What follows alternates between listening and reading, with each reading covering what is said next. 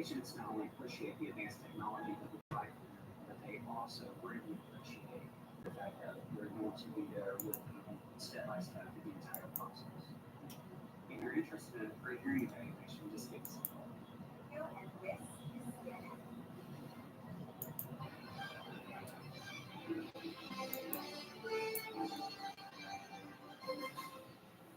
Back in court and not backing down. Donald Trump's legal team trying to get his classified documents case thrown out after multiple delays.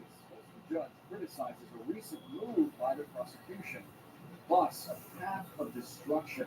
Deadly tornadoes ripping through Iowa. A storm system still threatening people all the way from Texas to Vermont. And as one passenger on that Singapore Airlines flight says he's lucky to be alive, happened. Was the miracle on the Hudson Hero about the terrible turbulence that shook Tuesday's flight. We're following these major developing stories and many more, all coming in right here to KCN News.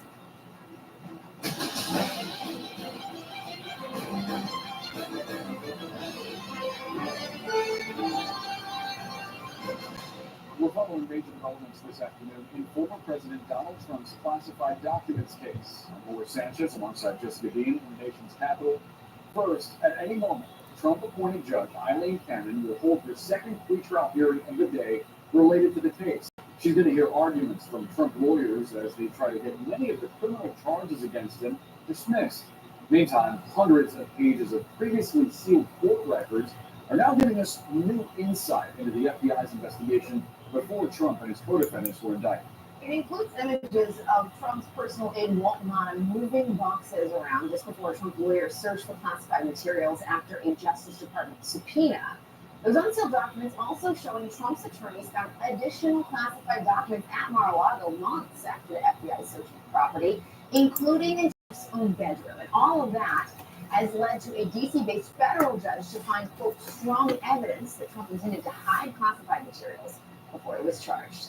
CNN senior crime and justice reporter Caitlin Polantz is joining us now. Caitlin, let's start with these hearings today in Florida.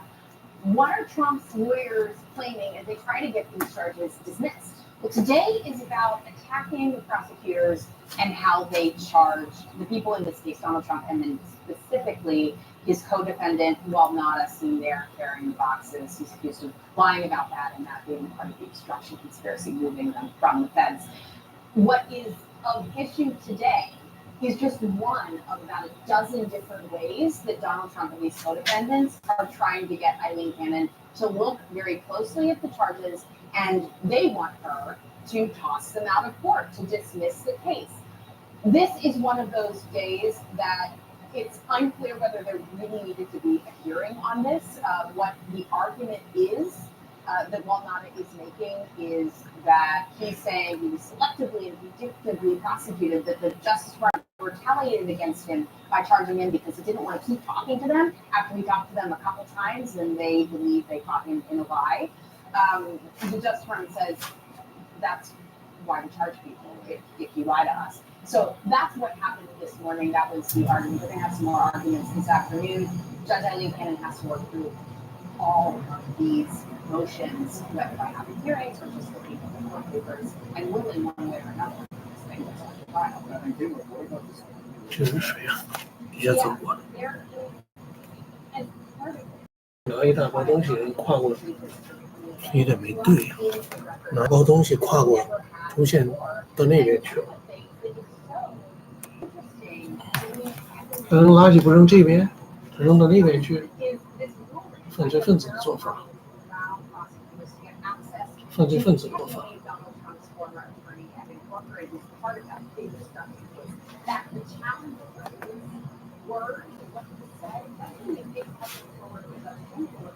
But now we are defeated for Justice Powell, who allowed the prosecution to have access to this, that she looked at that evidence and we have 84 days of opinion we can now read from her.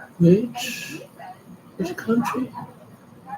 One of us, if you tend to hide boxes from his attorney's search efforts, she looked at that evidence and she lays out in time detail exactly why she thinks there was a lot of reason for the Justice Department to believe a crime is committed and to keep investigating. 我能不能交流了直接？通过 highly classified in former president's bedroom. That they found 法庭 and they found them in Mar-a-Lago. 拉玛 And then Donald Trump shared in December of that year and said that, yeah, can send a copy to the White House and publish as much as possible. I want to discuss further now.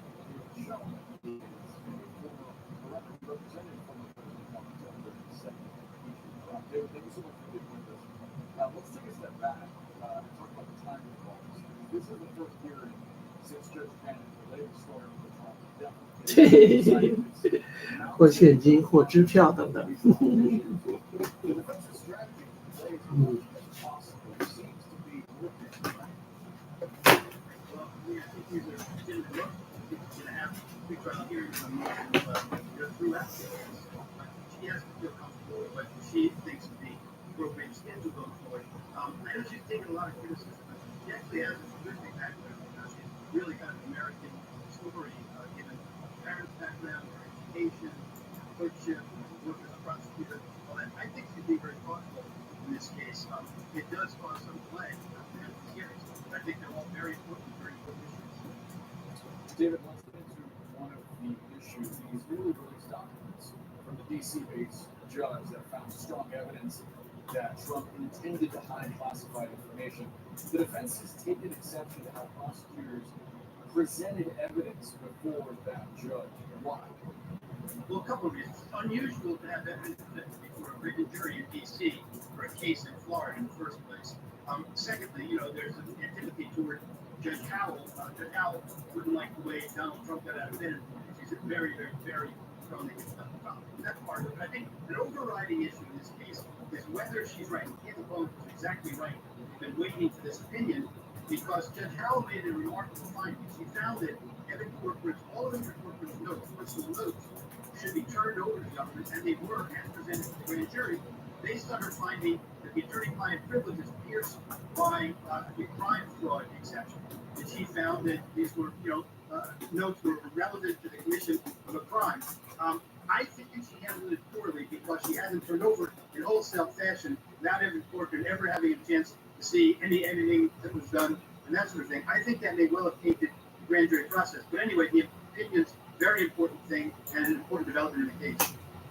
Well, what did you make of that portion specifically where Judge Howell described there being no excuse provided for how Trump could miss classified marked documents being in his own bedroom? And also, the revelation that staffers at Mar-a-Lago were moving things around before Evan Corcoran could actually get a chance to look at them.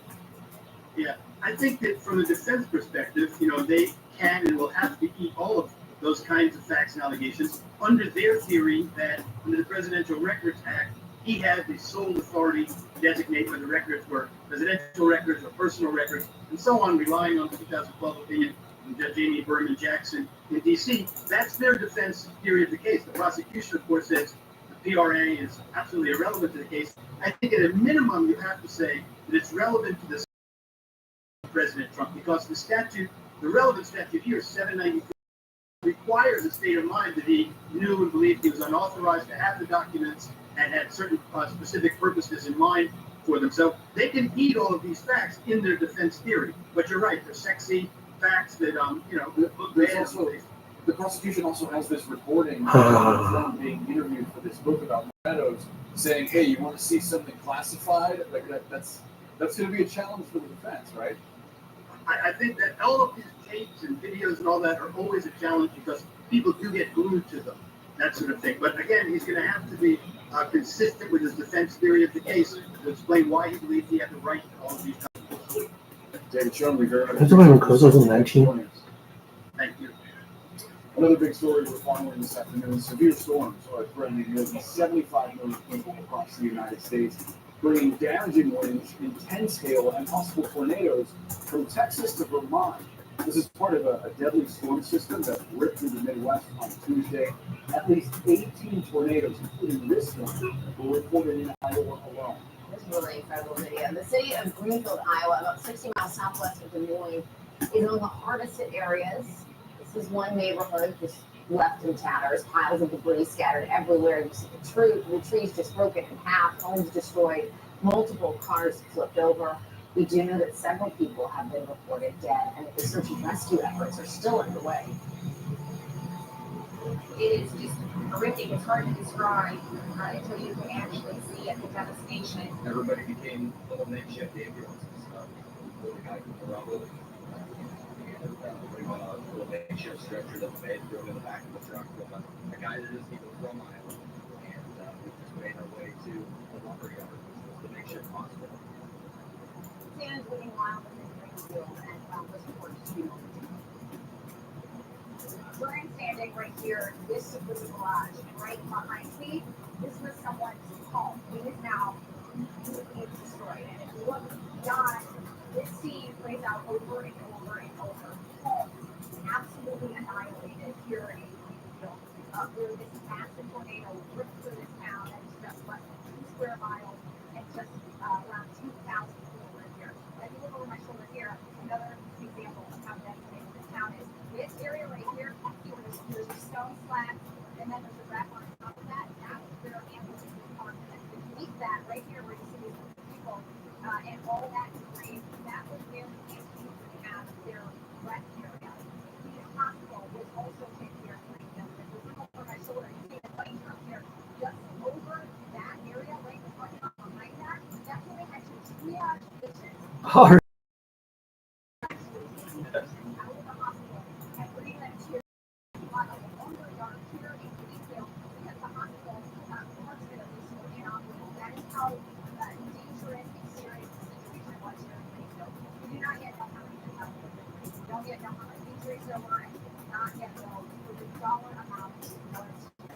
But what is very clear is that this is a story of a town that was now it's completely decimated.